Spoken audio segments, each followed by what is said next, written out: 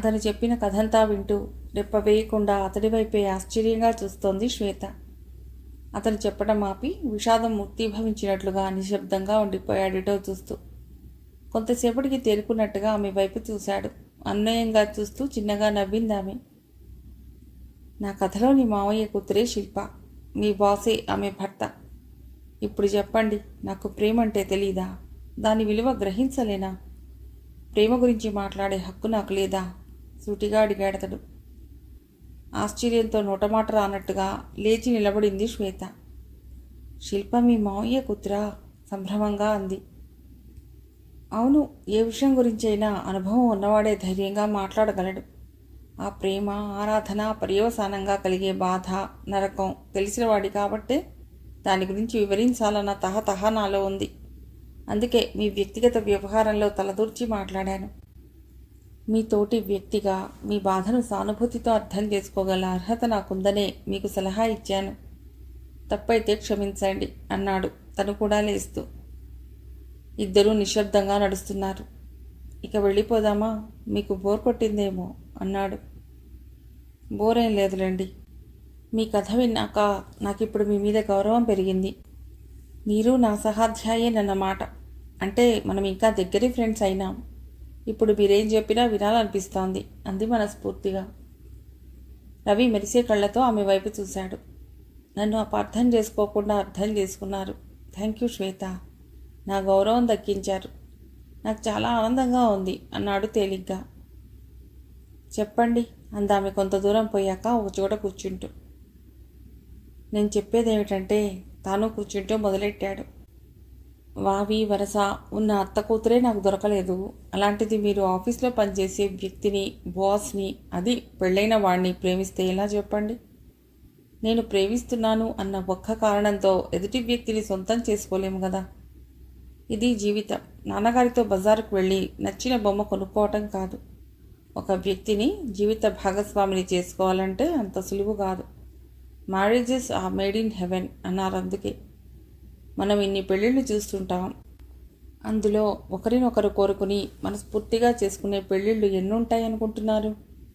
నేను అనుకోవటం చాలా తక్కువ ఉంటాయని. మనకిష్టమైన వ్యక్తిని మన ఫ్రెండ్గా చేసుకోవచ్చు, కానీ అంతే ఈజీగా భార్యని భర్తని సంపాదించుకోలేం. దానికి ఎంతో అదృష్టం ఉండాలి. ఇక్కడ మీ విషయంలో మీ సెలక్షనే బాలేదు. ప్రేమ పెళ్ళి విషయాలా ఉంచండి.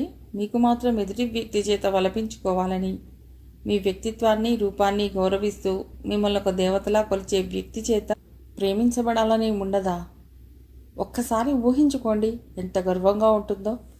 అటువంటి నవ యువకుడెవరో మీకు రాసిపెట్టి ఉండే ఉంటాడు. మీరు తొందరపడి చేతిలో ఉన్న అమృత భాండాన్ని రాంగ్ పర్సన్కి ఇచ్చేస్తున్నారు. పొరపాటు. కాస్త నిభాయించుకోండి. ప్రేమించండి, ప్రేమించబడండి. అప్పుడే అది పరిపూర్ణ ప్రేమ అవుతుంది. పెళ్ళైనాక పరిపూర్ణ దాంపత్యం అవుతుంది. మీకు మీ భర్త ఎలా తొలి స్పందనో అతడికి మీరు అలాగే కావాలి. అప్పుడు కలిగేదే అసలైన సంతృప్తి. నిజానికి మీది ఒక విధమైన అమాయకత్వం, ప్రపంచం తెలియని పసితనం. కేవలం సినిమాలు చూసి నవలలు చదివి జీవితాన్ని ఊహించే బాల మీరు. మీలాంటి వాళ్ళు చాలామంది కాకపోయినా కొంతమంది అయినా ఉంటారు. ఒక సినిమా హీరోనో ఒక గొప్ప ఆటగాడినో అభిమానించటం తప్పేమీ కాదు. కానీ ఆ వ్యక్తినే పెళ్లి చేసుకోవాలని, అతడి వల్ల తల్లి కావాలని అనుకోవటం అమాయకత్వానికి, పిచ్చికి పరాకాష్ట. అతనెవరో గొప్పవాడైనంత మాత్రాన మన జీవితాన్ని అంకితం ఇవ్వడం దేనికి? మనకి మన జీవితాలకి విలువ లేదా? కృషి చేస్తే మనం కూడా గొప్పవాళ్ళం కావచ్చు. తలుచుకుంటే మన పిల్లల్ని గొప్పవాళ్లుగా, జనం మెచ్చేవాళ్లుగా తీర్చిదిద్దవచ్చు. అది మన కృషి మీద ఆధారపడి ఉంటుంది తప్ప అతడు పేరు ప్రఖ్యాతులు ఉన్నవాడు కాబట్టి అతడి విత్తనాన్ని స్వీకరించి పిల్లల్ని కంటే వాళ్ళు గొప్పవాళ్ళు అవుతారనుకోవటం పొరపాటు. అది మితిమీరిన స్వేచ్ఛా స్వాతంత్ర్యాల దుష్ఫలితం తప్ప మరొకటి కాదు. భర్త అంటే జీవితాంతం నీకు తోడుగా నీడగా ఉండే నేస్తం తప్ప పిల్లల్ని ప్రసాదించే దైవం కాదు. స్త్రీని తల్లిని చేసే పరికరం కాదు. స్త్రీకి పురుషుడు, పురుషుడికి స్త్రీ ఒకరికొకరు ఆలంబన కావాలి కానీ ఒకరు అర్థించేవారు, ఒకరు దానమిచ్చేవారు కాదు. ఒకరెక్కువ ఒకరు తక్కువ కాదు. అలాంటి పరిపూర్ణమైన ప్రేమను ప్రతి వారు ఇవ్వాలి, పొందాలి. మీ భర్తకు మీకు మధ్య మరొకరు ఉండకూడదు. మీలో ఏ లోపం ఉందని మీరు కాంప్రమైజ్ అయి ఒక మగవాడికి రెండవ భార్యగా వెళ్ళాలనుకుంటున్నారు? ప్రపంచం గొడ్డుపోయిద్దా? ఇతరొక్కడే మగవాడా? ఇతనే అందగాడా? మీరు అందంగా లేరా? మీరిలా ఒక మగవాడి వెంటబడితే అతడికి మీపై గౌరవం ఉంటుందా? మీ మీద జాలిపడి మిమ్మల్ని స్వీకరిస్తే మీకు నిజమైన ఆనందం కలుగుతుందా? జాలికి ప్రేమకి శతసహస్రం తేడా ఉంటుంది. ఇప్పుడు ఇలాంటి జాలిని మీరు మోహన్ నుంచి పొందాలనుకుంటున్నారు అంటే మీ పరిస్థితి ఎంత దయనీయంగా ఉందో గమనించండి. రవి మాటలు వింటూ ఉన్న శ్వేత అతడి ఆఖరి వాక్యానికి చల్లున నీళ్లు మొహం మీద పడ్డట్టు ఉక్కిరి బిక్కిరి అయ్యింది. ఒక్కసారిగా నీరసం ఆవహించిందామెను. చెప్పులు వదిలి బెంచీపై కాళ్ళు పెట్టుకుని మోకాళ్ళలో తలదాచుకుంది. గొంతులో దుఃఖం సుళ్ళు తిరగగా మెల్లిగా తలెత్తి అతడి వైపు చూసింది నీళ్లు నిండిన కళ్ళతో. అవునమ్మా అన్నాడు రవి ఆమె కళ్ళల్లోకి అభిమానంగా చూస్తూ, చిన్న పాపను సముదాయించే తండ్రిలా. ఆ చూపుకొచ్చింది ఆమెకు దుఃఖం. గుండెల్లో నుంచి అడ్డుకట్ట తీసేసినట్టుగా, వరదగట్లు తెంచుకుని ప్రవహించినట్లుగా. ఎంత ఆపుకుందామన్నా ఆగని వేడి కన్నీళ్లు జలజలారాలే. ఇన్నాళ్లుగా మొండి ధైర్యంతో నిలబెట్టుకున్న ఆశాసౌధం కూలిపోయినట్లయింది ఆమెకు. పైకి గంభీరంగా మనస్సు కప్పి ఉంచుకున్న దుఃఖపు సముద్రం పొంగినట్లయింది. బాధతో విలవిలలాడుతూ చివరి ఆశను వదిలేసుకున్నట్లుగా ఏడ్చింది. ఆమెను ఆపే ప్రయత్నం చేయలేదతడు. 5 నిమిషాల తర్వాత తన జేబులో నుండి కర్చీఫ్ తీసిచ్చాడు. ఆ ఆప్యాయతకి మరింత బాధ కలిగింది ఆమెకు. ఒక స్నేహామృత మూర్తిని అతడిలో చూసిందామె. 2 నిమిషాలు మౌనంగా ఉండిపోయింది. తర్వాత తెప్పరిల్లి కర్చీఫ్తో మొహం తుడుచుకుంది. తనకున్న సందేహాలను నివృత్తి చేసుకోవాలన్నట్టుగా ప్రశ్నార్థకంగా చూసింది అతడి వైపు. అడగమన్నట్టుగా తల ఊపాడు రవి. నెమ్మదిగా అంది, మరి నాకెందుకో మోహన్ గారు నా జన్మల తోడనిపిస్తుంది. అదే ఆకర్షణ. నీది కలల లోకంలో విహరించే వయస్సు. ఆ మత్తులో అన్నీ సాధ్యంగానే కనబడతాయి. అది వయస్సు మహిమ. మనిషిలో చూడవలసింది కేవలం అందం, ఆకర్షణేనా? కాదు, నిన్ను కోరుకుంటూ నీకోసం చేతులు చాపే మనిషి కావాలి. అతడికి నువ్వు, నీకు అతడు తప్ప మరొకరు ఉండకూడదు. నువ్వెంత అతడి కోసం తప్పిస్తావో అతడు నీకోసం అలా తప్పించాలి. అటువంటి అర్హత అన్నిటికన్నా ముఖ్యం. అసలు మరొక స్త్రీతో నీ వాడైన మగవాడిని ఎందుకు పంచుకోవాలి? రేపొద్దున మీరిలాగే మీ భర్తను మరో అమ్మాయికి భాగం పంచివ్వగలరా? భాగం కాదు కదా, మరో అమ్మాయితో మాట్లాడితేనే భరించలేరు. అదే పొజిటివ్నెస్, అదే నా సొంతం అనే ప్రేమ బంధం.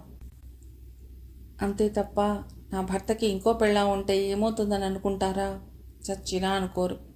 పెళ్ళాం అంటే స్నేహం చేసే ఫ్రెండ్ కాదు, ఎంతమందన్నా పర్వాలేదు అనుకోవడానికి. మనసు ఆశల రెక్కలు కట్టుకుని ఆకాశయానం చేస్తుంటుంది. జీవితం నీలబారిన వాస్తవాల ముళ్ళబాటలో పయనిస్తుంటుంది. చూపు ఆకాశం మీద ఉంటే బాటలో ముళ్ళు గుచ్చుకుంటాయి.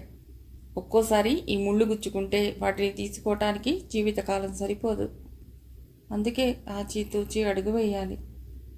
కలలు వేరు, వాస్తవాలు వేరు.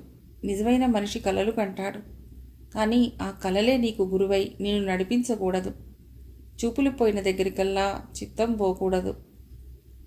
ఎవరో సినిమా హీరోయిన్లు రెండవ భార్యగా ఉంటున్నారు కదా అనుకోకు. వాళ్ళు అలా చేయడం తెలిసి తెలియని తనంతో, అమాయకత్వంతోనే కాదు, దానికి ఎన్నో కారణాలుంటాయి. బతుకును కళంకితం చేసి ఎన్నో జీవితాల్ని చూసిన అనుభవంతో ఎన్నో విధాలుగా రాజీపడి అలా చేస్తారు. అలా రెండో భార్యగా వెళ్ళటం వల్ల వచ్చే ఎన్నో నష్టాలను, బాధలను వాళ్ళు నిశ్శబ్దంగా భరిస్తారు తప్ప పత్రికల వాళ్ళకి చెప్పుకోరు. అందుకే నీలాంటి వాళ్లకు తెలియదు. నీకు అలాంటి అగత్యం లేదు. నీకు ఇప్పుడు కావాల్సింది విచక్షణా జ్ఞానం. ఆశల ఉయ్యలలో కూర్చుని ఊగుతూ ఆలోచించకు. ఉయ్యల దిగి నేలపై నడిచి చూడు. అతడు చెప్తున్నదంతా నిష్కర్షగా ఉన్నా అర్థవంతంగా ఉన్నట్లు అనిపిస్తోంది ఆమెకు. గడ్డ కింద చేయి వేసుకుని శ్రద్ధగా వింటున్నది. వయసు తొందరలో వెనక ముందు ఆలోచించకుండా తీసుకునే నిర్ణయాలు జీవితాలను పక్కదారి పట్టిస్తాయి. దానివల్ల మిగిలిన వాళ్ళ జీవితాలు కూడా ప్రభావితమవుతాయి. అలాంటి సమయంలో సంయమనంతో ప్రవర్తిస్తే జీవితాన్ని రాచబాటలో నడిపించుకోగలవు. ఈ మనస్సనే సంద్రంలో తుఫాన్లు సంభవిస్తుంటాయి. వాటిని తట్టుకుని గాంభీర్యంతో పరిణితిలా నిలబడాలి తప్ప తీరం దాటిన సొంతంగా జీవితాన్ని భీభత్సం చేసుకోకూడదు. తొందరపాటులో తీసుకునే నిర్ణయాలు మనల్ని తీరిగ్గా విచారించేలా చేస్తాయి. కలల కౌగిలిలో ఆనందం పొందవచ్చు, నిజ జీవితంలో అదే అనుభూతి కోసం పాకులాడితే అపహాస్యం పాలు కాక తప్పదు. ఊహల పందిరి వేసి దాన్ని నిజం చేసుకుని ఆ నీడలో కూర్చోాలనుకుంటున్నాం. అది భ్రమ. ఆ పందిరి నీడనివ్వదు సరికదా. ఎండ, వాన, చలి అన్ని వైపుల నుండి భరించవలసి వస్తుంది. ఒంటరిగా ఎండలో మాడి, వానలో తడిసి, చలికి వణకవలసి ఉంటుంది. కాబట్టి శ్వేత, మీరు తీసుకున్న నిర్ణయం మీకు అన్ని విధాల లాభం కంటే ఎన్నో రెట్లు నష్టం కలుగజేస్తుందని చెప్తున్నాను. గట్టిగా ఊపిరి తీసుకుని విడుస్తూ అన్నాడు రవి. తదేకంగా అతడినే చూస్తూ అతడు చెప్తున్న దానిని పూర్తిగా అర్థం చేసుకున్నట్టుగా తల పంకించింది శ్వేత. నెమ్మదిగా తలదించుకుని కొంతసేపు ఒక నిర్ణయం తీసుకుంటున్నట్టుగా ఉండిపోయింది. వచ్చిపోయే జనాన్ని చూస్తూ ఏం మాట్లాడకుండా ఉండిపోయాడు రవి. ఆమె ఏమంటుందోనన్న ఆందోళనతో 10 నిమిషాలు గడిచాయి. ఆమె మనో ఆకాశంలో ముసురుకున్న రకరకాల మబ్బులు తొలగిపోయినట్టు మనసు నిర్మలమైపోయినట్లయి ఆమె మొహం తేటపడింది. కర్తవ్యం బోధపడింది. ఇప్పటికి స్పెషల్ క్లాస్ చాలా ఎక్కువైనట్టుంది. ఏదో పిల్లలకు పాఠాలు చెప్పుకునేవాణ్ణి. మీరన్నట్టు పెద్ద తెలివైన వాణ్ణి కాదు. మీరు స్టూడెంట్లా కనబడితే పెద్ద పాఠం చెప్పాను, క్షమించండి అన్నాడు కొంటెగా చేతులు జోడిస్తూ. శుచిమెత్తగా నవ్వింది శ్వేత. వెన్నెల విరబోసినట్టు, పారిజాతాలు రాలినట్లు ఉల్లాసంగా మళ్ళీ మళ్ళీ నవ్వింది. ఒక్కసారిగా బంధనాల నుండి విముక్తురాలైనట్లు స్వేచ్ఛగా నవ్వింది. మనసు తీరా నవ్వింది. ముత్యాలు రాసులు పోస్తున్నట్టుగా నవ్వింది. అది మీరెప్పుడు ఇలాగే నవ్వుతూ ఉండాలి. ఇదే నా కోరిక, నా ఆశీస్సు అన్నాడు చెయ్యెత్తి ఆమెను సంతృప్తిగా చూస్తూ. Thanks my friend. మీ అభిప్రాయాన్ని గౌరవిస్తున్నాను, ఒప్పుకుంటున్నాను. మీ అమూల్యమైన సలహాని పాటిస్తాను అంది శ్వేత తను కూడా నమస్కారం పెడుతూ. అమ్మయ్యా, వచ్చిన పని అయిపోయింది. ఇప్పుడేం చేద్దాం అన్నాడు రవి ఆనందంగా లేస్తూ. నాకు చాలా ఆకలేస్తోంది, త్వరగా లంచ్ చేయాలి అందామె. నిజమే, పదండి అంటూ ఇద్దరూ వెనుదిరిగారు. ఒక పావుగంటలో బయటపడ్డారు. అతను ఆటో పిలిచి బషీర్బాగ్ షాన్బాగ్ హోటల్ అన్నాడు. ఇద్దరూ ఎక్కి కూర్చున్నారు. ఇద్దరూ నిశ్శబ్దంగా హోటల్ ముందు దిగి లోపలికి వెళ్ళారు. మెనూ కార్డ్ చూసి మీరే చెప్పండి అన్నాడు కార్డు ఆమె వైపు తోస్తూ. ఆమెకు నచ్చినవేవో ఆర్డర్ చేసింది. ముందు స్వీట్ తినాలి అంటూ పేరన్ని వెనక్కి పిలిచి స్వీట్ చెప్పింది. ఇప్పుడేం చేద్దాం లంచ్ చేశాక అడిగిందామె. ఇంటికి వెళదాం అన్నాడతడు మంచిళ్ళు తాగుతూ. ఇల్లనగానే మోహన్ గుర్తుకొచ్చి నీరసపడింది శ్వేత. నన్ను క్షమించండి, అనవసరంగా నా మూర్ఖపు చేష్టలతో మోహన్ గారిని, శిల్పగారిని, మిమ్మల్ని బాధ పెట్టాను. మోహన్ గారిని సతాయించి చివరికి ఆయనకి ఆత్మహత్య చేసుకోవాలనిపించేంత విరక్తి కలిగించాను అంది దుఃఖంతో మాట గొంతు కడ్డం పడగా. అంతా మన మంచికే. మీలాంటి ఫ్రెండ్ దొరికే అదృష్టం ఈ షాన్బాగ్ హోటల్లో తిండి తినే యోగం ఉండి ఇదంతా జరిగింది. నేను మీకు కృతజ్ఞతలు చెప్పాలసలు అన్నాడు తేలిగ్గా, ఆమె మనసులో దిగులు తొలగిపోయేటట్టుగా. ఇంతలో లంచ్ రావడంతో ఆకలేస్తుందన్నారు, ఫుల్గా తినాలి మరి అన్నాడు ఆమెను ఉత్సాహపరుస్తూ. చిన్నగా నవ్విందామె. ఇద్దరూ లంచ్ ముగించి ఆటోలో ఇంటికొచ్చారు.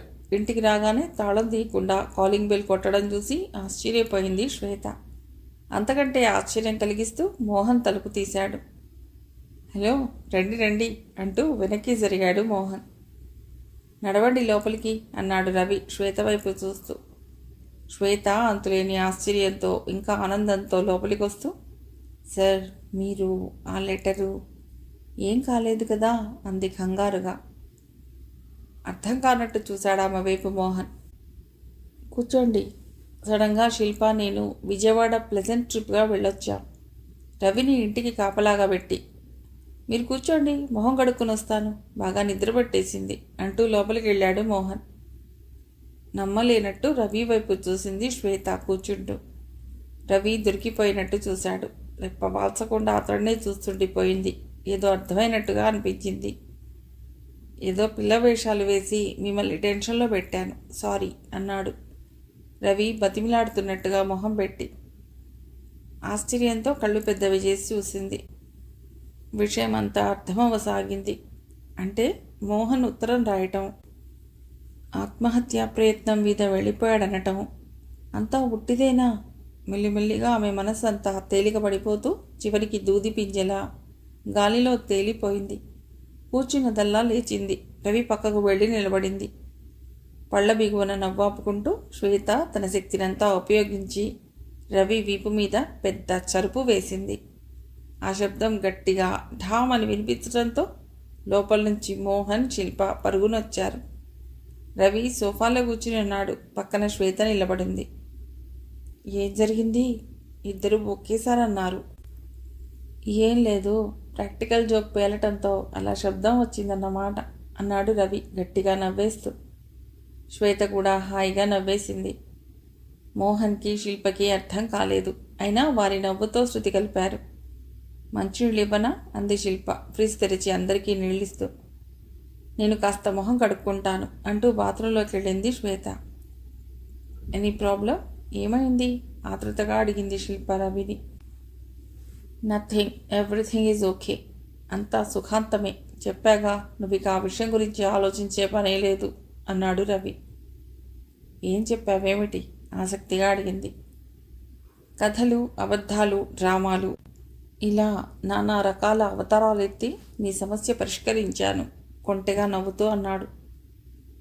ఇద్దరినీ చూస్తూ ఏమిటి గుడుపుఠాని అడిగాడు మోహన్ అర్థం కాక. బయటికొచ్చిన శ్వేతకి టవల్ తెచ్చిచ్చింది శిల్ప. నలుగురు విశ్రాంతిగా కూర్చున్నారు. ఏం చూశారు విజయవాడలో అడిగాడు రవి మోహన్ని, శిల్పని. ఒక పూట దుర్గాదేవి గుడి చూసాం, ఒక పూట షాపింగ్ చేశాం అన్నాడు మోహన్. ఏం కొన్నారు అడిగింది శ్వేత శిల్పని. 2 చుడిదార్లు, 2 చీరలు. చూపిస్తారా అప్రయత్నంగా అంది శ్వేత. రండి అంది శిల్ప. శ్వేత, శిల్ప లోపలికి వెళ్ళారు. మోహన్ రవి వైపు ఆశ్చర్యంగా చూస్తూ, మా ఆఫీస్కి వెళ్ళి శ్వేతను తీసుకొచ్చారా చిన్న గొంతుతో అడిగాడు. లేదు, లీవ్ పెట్టించి బ్రెయిన్ వాష్ చేశాను అన్నాడు రవి తను కూడా చిన్నగా మాట్లాడుతూ. ఎక్కడా? జూ పార్క్లో. అదేమిటి నవ్వాడు మోహన్. నాకు సిటీ చూడాలని ఉందని, తోడు కావాలని తీసుకెళ్ళి స్పెషల్ క్లాసులు తీసుకున్నా. పాపం కోపగించుకోలేదా? చెడామడా తిట్టింది కూడా. మరి అన్నీ పడి కన్విన్స్ చేశాను. మనసు కష్టపెట్టుకోలేదు కదా? లేదులేండి, చూశారుగా ఇప్పుడు. తన తొందరపాటును ఒప్పుకుంది. ఇప్పుడు మీ కథ సుఖాంతమైందన్నమాట. అయితే శిల్ప మా కథంతా చెప్పిందన్నమాట మోహన్ అడిగాడు నవ్వుతూ. టూకీగా, ఓన్లీ అవుట్లైన్స్. ఇంతకీ ఇదే పని మీద రాలేదు కదా అనుమానంగా అన్నాడు మోహన్. అవును, కేవలం ఇదే పని మీద వచ్చాను. అనవసరంగా ఆ పిల్లని చెడ్డ చేసి మనం భయపడిపోయి రభస చేయకూడదనిపించింది. సమస్య మీ దగ్గర నుండి కాకుండా ఆమె దగ్గర నుండి ప్రారంభమైందని మాకు తెలుసు కదా. అందుకే ఆ అమ్మాయిని కలుసుకుని చెప్పే విధంగా చెప్తే పరిస్థితిని, అనంతర పరిణామాలను అర్థం చేసుకుంటుందనిపించింది. అందుకే శిల్ప వెంట వచ్చాను వివరంగా చెప్పాడు రవి. మీకు మనుషుల మీద ఎంత నమ్మకం? ఆశ్చర్యపోతూ ఆప్యాయంగా అన్నాడు మోహన్. గౌరవం, అభిమానం కూడా. అనుకున్నది సాధించారు 100%. మొత్తానికి మాస్టర్ అనిపించారు. Thank you very much Ravi అతడి భుజం తడుతూ ఆప్యాయంగా అన్నాడు మోహన్. ఇంతలో లోపల నుండి శిల్ప, శ్వేత బయటికి వచ్చారు. శిల్ప, వేడిగా పకోడీలు తింటే బాగుంటుందేమో అన్నాడు మోహన్. అవును అన్నాడు రవి హుషారుగా. తప్పకుండా అంటూ కిచెన్లోకి దారి తీసింది శిల్ప.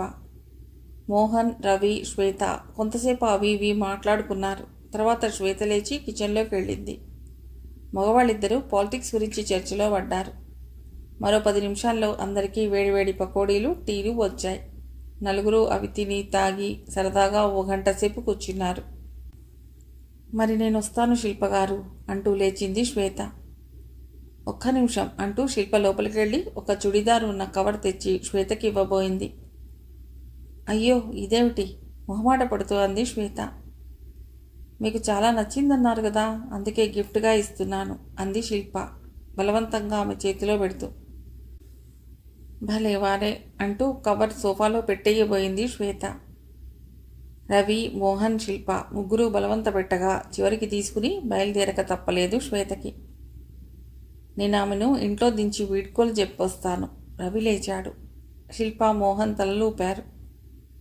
శ్వేత వెనకే వచ్చిన రవి స్కూటర్ తీయడం చూసి ఆమె నొచ్చుకుంది.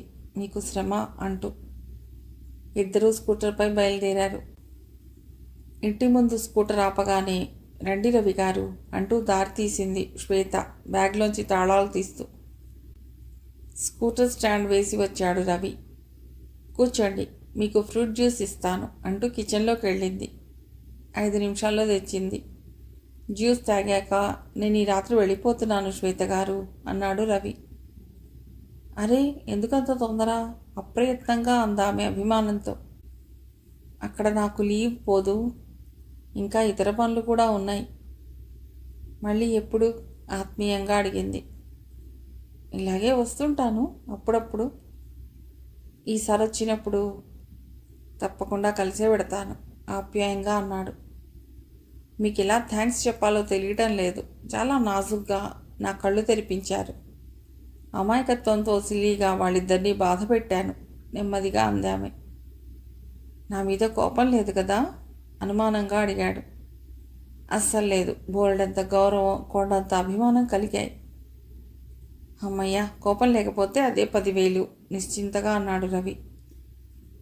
నిజం చెప్తున్నాను, మీకు కృతజ్ఞతలు ఎలా చెప్పాలో తెలియటం లేదు. నేనే మీకు థ్యాంక్స్ చెప్పాలి. నేను చెప్పిందంతా విని నా గౌరవం నిలబెట్టారు. అది మీ సంస్కారం. మీరెవరు నాకు చెప్పటానికి? దయచేయండి అని మీరంటే ఈ మాస్టారి పరువు ఏమయ్యేది? హాయిగా నవ్వేసింది శ్వేత. రవి కూడా శృతి కలిపాడు. నా మనసుకి ఇప్పుడు తేలిగ్గా ఉంది రవి గారు.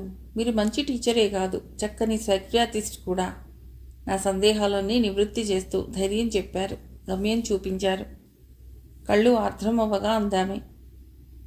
నేను చెప్పడం గొప్ప కాదు, మీరు అర్థం చేసుకున్నారు చూడండి, అది గ్రేట్. మిమ్మల్ని చూడగానే అనిపించింది తెలివైన పిల్ల అని. అది నిజం చేశారు. సరే కానీ ఇంతకీ నా ఫీజు ఎంత ఇస్తున్నారు అడిగాడు నవ్వుతూ. ఫీజు ఇచ్చి మిమ్మల్ని పరాయవాణ్ణి చెయ్యను. మిమ్మల్ని నా ప్రియమిత్రుడిగా చేసుకుని గౌరవిస్తాను జీవితాంతం. అతడి వైపు స్నేహపూరితంగానూ గౌరవంతోనూ చూస్తూ అందామే. మంచి మాట అన్నారు. మీరు కూడా నా స్టూడెంట్ కాదు, పేషెంటు కాదు, చక్కని స్నేహితురాలు. మరి నేను పోయిరానా అన్నాడు అభిమానంగా ఆమెను చూస్తూ. మీ మెయిల్ అడ్రస్ ఇవ్వండి, ఎప్పుడైనా మెయిల్ చేస్తాను అందామె. మంచి ఐడియా, చెయ్యండి, నేను కూడా రిప్లై ఇస్తాను అన్నాడు మెయిల్ ఐడి కాగితంపై రాసిస్తూ. ఒక్క నిమిషం అంటూ అల్మరాలో ప్యాక్ చేసి ఉన్న కొత్త పెన్ తీసి రవికిచ్చింది. థ్యాంక్ యూ అంటూ జేబులో పెట్టుకుని బయటికి నడిచాడు. ఆమె వెనకే బయటకు వచ్చింది. స్కూటర్ స్టార్ట్ చేసి చెయ్యి ఊపాడు రవి. శ్వేత కూడా చెయ్యి ఊపింది. అతడు కనుమరుగయ్యే వరకు చూసి వెనుదిరిగింది. లోపలికి నడిచి అక్కడున్న కుర్చీలో కూర్చుని మరో కుర్చీలో కాళ్ళు పెట్టుకుని హైదరాబాద్ వచ్చినప్పటి నుండి జరిగిన సంఘటనలన్నీ నెమరు వేసుకుంటూ ఉండిపోయింది చాలాసేపు. ఆపై ఆమె పెదవులపై ఒక సంతృప్తితో కూడిన అద్భుతమైన చిరునవ్వు కదలాడింది. జీవితంలో జరిగే సంఘటనలన్నీ ఒక కారణం ఉండే జరుగుతాయట. ఇలా జరగటం వల్లే నాకు ఒక అపురూపమైన మిత్రుడు దొరికాడేమో. రవి చూపించిన స్నేహపూర్వకమైన ఆత్మీయత గుర్తుకు రాగానే శ్వేత కళ్ళల్లో ఒక సన్నని నీటి పొర తళుక్కున మెరిసింది. కొన్ని సెకండ్లు నిదానించి పక్కనే ఉన్న తెల్ల కాగితం, పెన్ అందుకుని రాయటం మొదలెట్టింది. ఎక్కడి నుండి వచ్చావు మిత్రమా? దూరకాలం నుండి వచ్చిన అనుకోని అతిథిలా. అపరిణిత అల్లివిల్లి ఆలోచనల అమాయకత్వంతో మనస్సును గాలిపటంలా ఎగురేసి నిలిచిన వేళ అది ఏ చెట్టు కొమ్మనో తగిలి తెగిపోకుండా పదిలపరిచి నా చేతికి అందించి విలువ తెలిపి అమృతహస్తంతో వెన్ను తట్టి నాలో ఆత్మవిశ్వాసం నింపిన ఆత్మబంధువి నువ్వు. ఏమిచ్చి నీ రుణం తీర్చుకోగలను నేస్తం? నా మదిలో ప్రథమ స్నేహితుడి స్థానం తప్ప అంటూ ఓ కవిత రవి పట్ల కృతజ్ఞతాపూర్వక హృదయంతో రాసింది. అంతటితో ఊరుకోకుండా ఆ కవితా చిత్రానికి మరిన్ని మెరుగులు దిద్దుతూ ఉండిపోయింది శ్వేత. కథ సమాప్తం.